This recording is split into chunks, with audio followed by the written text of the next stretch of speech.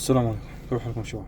اخبار؟ طبعا قبل شوية آه، جاني خبر انه متروفيتش، صفقة متروفيتش فشلت. آه، بشكل نهائي صفقة متروفيتش للهلال. طبعا يعني ما ندري يعني ايش التبرير اللي ممكن يقولوه. يعني لاعب يبغاك، ولاعب يعني المفروض ان انت مخلص معاه من شهر، انه كلام على متروفيتش كان من فترة طويلة. كان المفروض انه انت خلاص مخلص معاه والامور تمام. سيرجي سافيتش كلمه مدري وشو خويه، كلام اللي احنا سمعناه. اليوم يطلع خبر يقول لك والله فشلت الصفقة بسبب انه كانوا غير جادين في بيع متروفيتش. يعني انا ما ادري، الطلب كان واضح وصريح. تبغى متروفيتش جيب 50 مليون، تبغى متروفيتش جيب 50 مليون، اعطيهم 50 مليون وشيل متروفيتش. انما انت المفاوضات حقتك والبخل اللي موجود في اداره فهد بن نافل، انا ما ادري يعني المفاوضات الصفقه هذه كانت من صندوق الاستثمار ولا كانت من الهلال ولا كانت ايش بالضبط. نبغى نفهم شيء، نبغى نفهم. انت رايح تفاوض مبابي تبغى تعطيه مليار يورو، مليار يورو في سنه، وما انت عارف تدفع 50 مليون لمتروفيتش. احنا نبغى نفهم، احنا كهلاليين نبغى نفهم ايش الموضوع، ايش سبب فشل الصفقات كلها.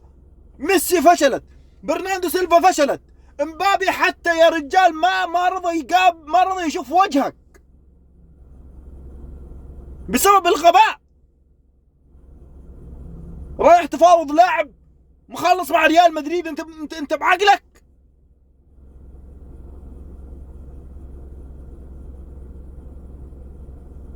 وجاي تفاوض وقلت اوكي، قلنا اوكي الموضوع كويس، طيب اوكي خلاص حلو، الحمد لله انها فشلت، بفلوسه حنجيب احسن منه مثل ما سوينا مع ميسي. متروفيتش ما انت عارف تخلص الصفقة، متروفيتش تفشل، صفقة متروفيتش تفشل، اللاعب يبغاك، اللاعب قاطع التمارين، اللاعب اعلن تمرده على النادي، اللاعب طلع في مؤتمر صحفي قال ايوه ابغى الهلال، المدرب قال ايوه هو يبغى الهلال، الرئيس قال لك كيش وشيل، كيش وشيل. انت ما انت دافع حاجه من جيبك. ليه فشلت الصفقه؟ ليش تعثرت الصفقه ذي؟ ليش؟ هذه الصفقه اللي كنا بانيين عليها جزء من الامل. الثانيين عندهم بنزيما، والثاني عنده ماني وكريستيانو ومدري مين، وبنزيما كانتي، حتى الاتفاق يا رجل عنده لعيبه. الاتفاق عنده موسى ديمبلي، جوردان هندرسون، الشباب عنده موراتا، كراسكو جايين في الطريق خلاص.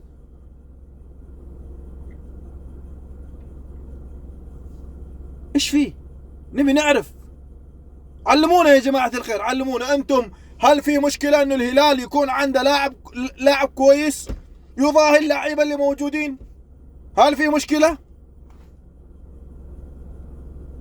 سكتونا بروبن نيفس للمعلومية كان سامي الجابر بيجيبه، عشان بس تكونوا عارفين.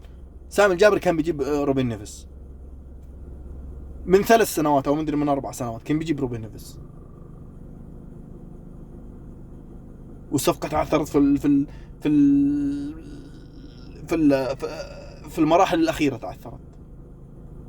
صفقة خالد كوليبالي مدافع على عينه وراسه، مدافع كويس جدا جدا جدا، ما في اختلاف عليه، من أفضل المدافعين في العالم، بل هو أفضل مدافع الآن في الدوري السعودي يعتبر من حيث الجودة.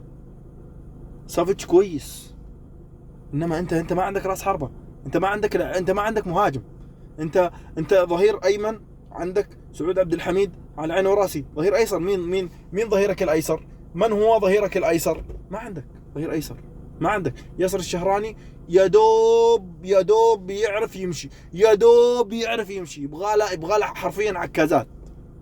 الرجال راجع من إصابة لسه ما استرجع إمكانياته. نبي نعرف ليش الهلال إلى الآن ما في صفقة سوبر؟ ليش الهلال إلى الآن ما في صفقة سوبر؟ لماذا؟ حسبي الله ونعم الوكيل. بس أنا والله العظيم من أول ما صارت الخصخصة وأنا دا أقسم بالله قلت طالما حطينا إحنا والنصر والاتحاد والأهلي في سلة واحدة فوالله ما ينفع، والله ما يصح إلا الصحيح. الهلال أكبر من أن يوضع جنب هذول، ولكن اللي صار يلا إن شاء الله الله يستر علينا. بس ذا الموسم والله يستر علينا ذا الموسم. أنا من يوم ما شجعت الهلال، من يوم ما عرفت إنه في نادي اسمه الهلال، أول مرة يجي موسم وأنا مرعوب خايف، قسما بالله خايف من اللي بيصير. الله يستر. إيش الهدف؟ الله يستر، الله يستر. وبطلب من فهد بن نافل إذا كان في ذرة رجولة، إذا كان في ذرة رجولة، بس ذرة رجولة، يطلع ويتكلم ويطفي نار الجماهير، يطفي النار اللي في قلب الجماهير، يروح يقول لهم يا جماعة والله أنا كنت حمار ما أعرف أفاوض، خلاص وهذه استقالتي ومع السلامة. أما إنه فشل الذريع اللي أنت قاعد تفشله ده مو طبيعي.